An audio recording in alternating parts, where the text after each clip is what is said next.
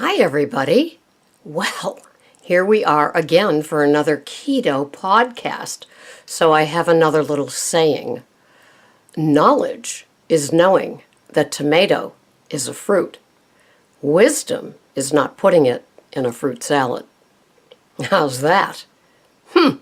So, anyway, these are these little quotes from that Vitality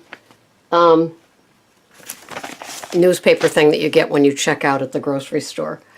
So I love my community of keto. This was so cool.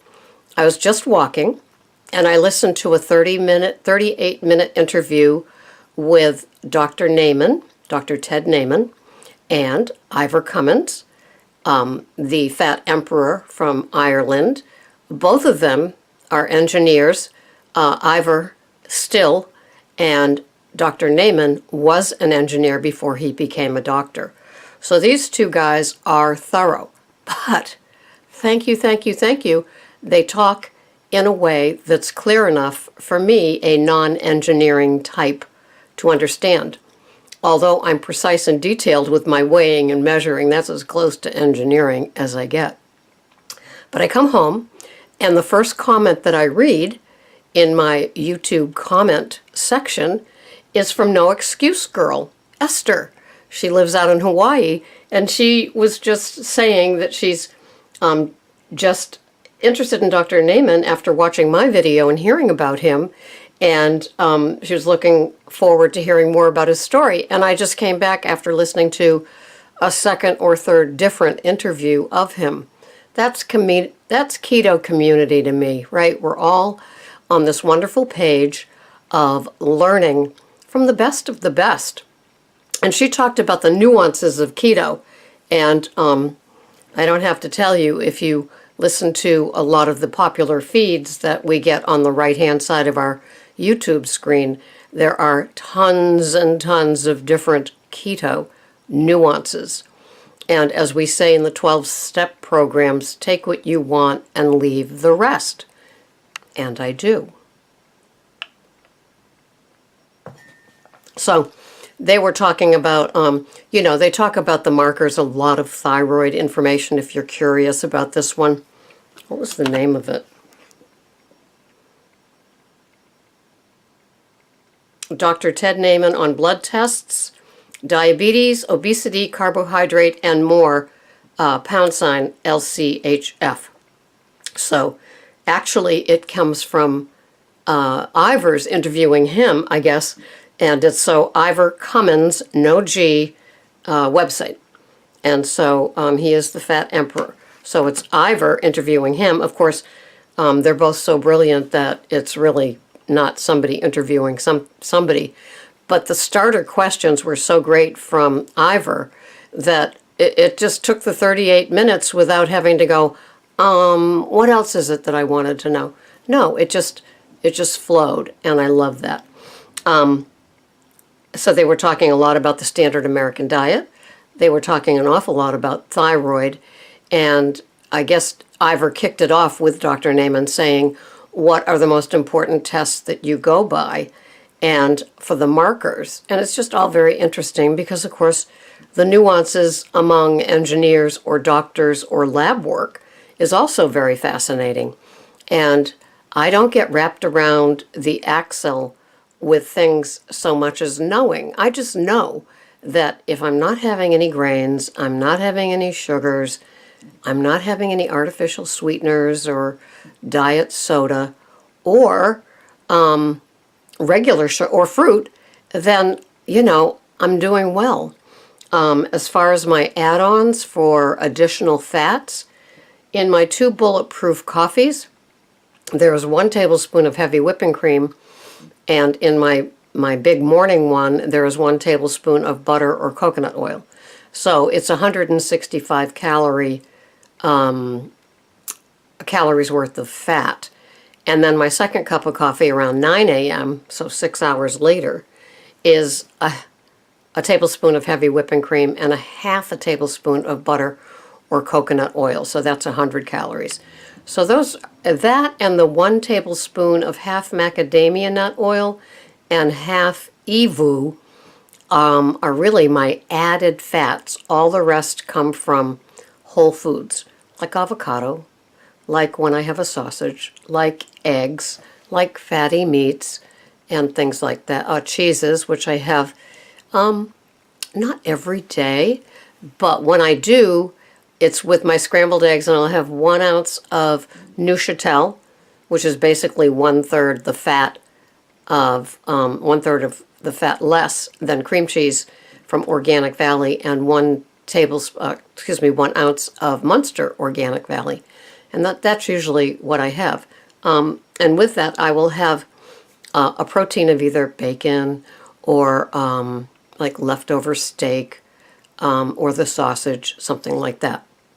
And so that's how I go about doing my food plan. But it was just great to hear these two men just discuss keto, straight keto, not fancified, not wrapped around the axle, not keto-fied, not kind of sort of keto, not except for, this is just the straight doctor to patient, and I'm the patient listening, hearing what they say to have and what is important. And, it was basically a lot about tests and what you can determine from the tests, and when they do the LDL, the light and fluffy or the dense ones. And Dr. Naiman surprisingly said, there's a lot of answers and information in the dense LDL. So anyway, it's stuff that I need to wash my head with continuously to understand more and more what the blood work all means. All I know for me is that I do my keto food plan totally under 1,500. Today is, I think it's around a little under 1,400, and my carbs are, with the final tweaking of everything, my carbs are 20. And that's just where I want to be. I love my carbs under 20. My calories are 1,364, fats 88, and protein 88. And it was funny because they said a lot of keto, a good food plan is equal fat, equal protein. So I have that today quite by accident. Trust me, I was not doing eliminations and add tos to have it come out that way so I could go, and look at me. No, I just fell into it. But the carbs under 20 is what I aim for.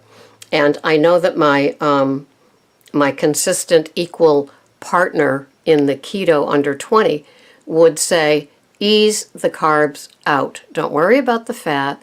Don't worry about the protein. It does take care of itself. And I've been on it for 10 months. I think she's been on it for a couple of years. And yeah, it does take care of itself. Aiming low in the carbohydrates.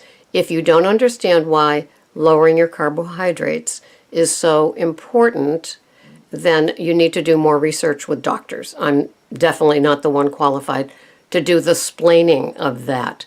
But one of the things that Ivor and Dr. Ted were in total agreement about is that the older you get, the less carbohydrate tolerant you are. And that probably kicks in with things like insulin resistance and pre-diabetic and metabolic syndrome and all of those other things.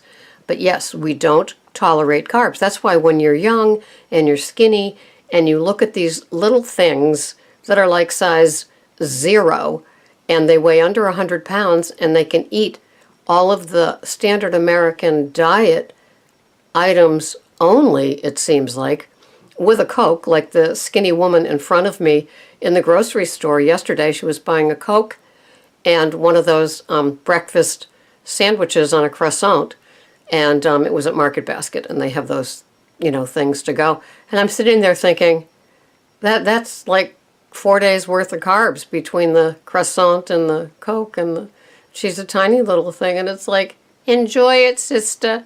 It ain't gonna be forever. So for some of us, we kind of think that being a woman, especially having a baby or hitting perimenopause or menopause or postmenopause, is a big contributor to our weight gain. But then when you hear them, these two engineer backgrounded men say it's we become carb resistant and carb intolerant as we get older, hence the weight gain. Well, those other factors probably contribute to it. But really, if you're still having the amount of carbs, that's why so many, typically women, some of you men maybe, but typically women would find that you can do Weight Watchers for a number of weeks and months with consistent success, 1 to 2 pounds a week, and then nothing changes because you're having a smaller version of the standard American diet, meaning you're still having grains and carbs and all the fruits and things like that, and your body just says enough.